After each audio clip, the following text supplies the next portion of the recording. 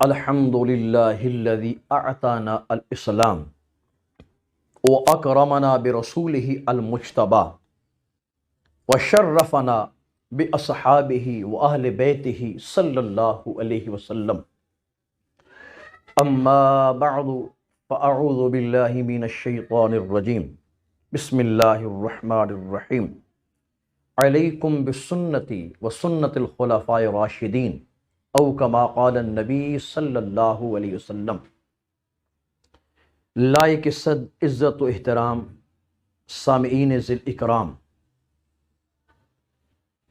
میں نے جو حدیث مبارکہ کی ایک تھوڑی سی جھلک آپ کے سامنے نمایاں کرنے کی کوشش کی.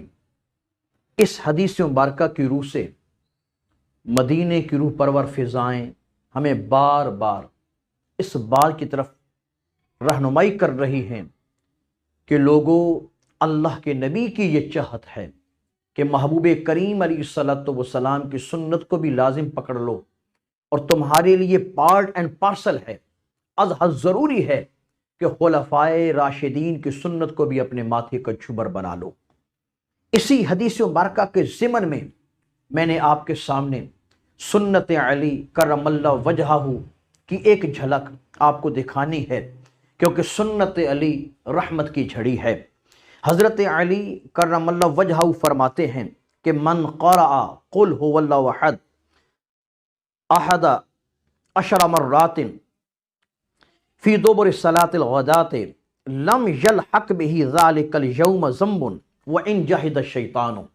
کہ اگر کوئی شخص، اگر کوئی بندہ مومن، اگر کوئی بندہ باوفا، اگر کوئی اللہ کی بندی، اگر کوئی کنیز فاطمہ صبح کی نماز کی ادائیگی کے بعد 10 بار سورہ اخلاص کو پڑھ لے، 10 بار قل هو اللہ احد شریف کو پڑھ لے، تو خالق کائنات کی رحمتوں کا عالم کیا بن جاتا ہے.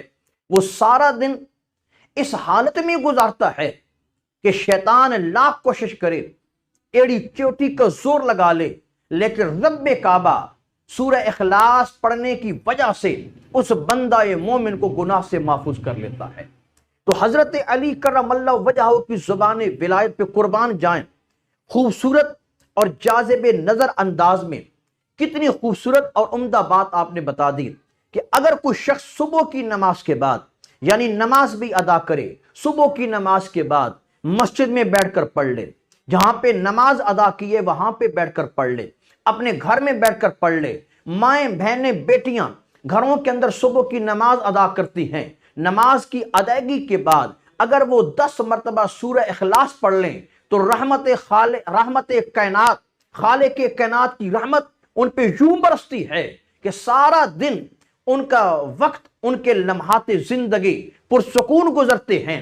شیطان ان کو ورغلانے کی کوشش بھی کرتا ہے، شیطان ان پہ ڈورے بھی ڈالتا ہے، لیکن اس کے باوجود سورہ اخلاص پڑھنے کی برکت سے رب کعبہ انہیں اس دن ہر گناہ سے محفوظ کر لیتا ہے.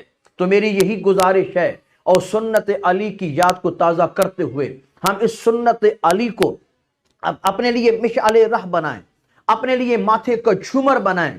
صبح کی نماز بھی ادا کریں اور نمازوں کی پابندی بھی کریں، اور صبح کی نماز کے بعد اس وظیفے کو ورد زباں کریں. انشاءاللہ خالق کائنات اپنے حبیب کے توسل سے اور نگاہ علی کی وجہ سے ہمارے پورے دن کو پرسکون اور رحمت والی زندگی عطا فرما دے گا.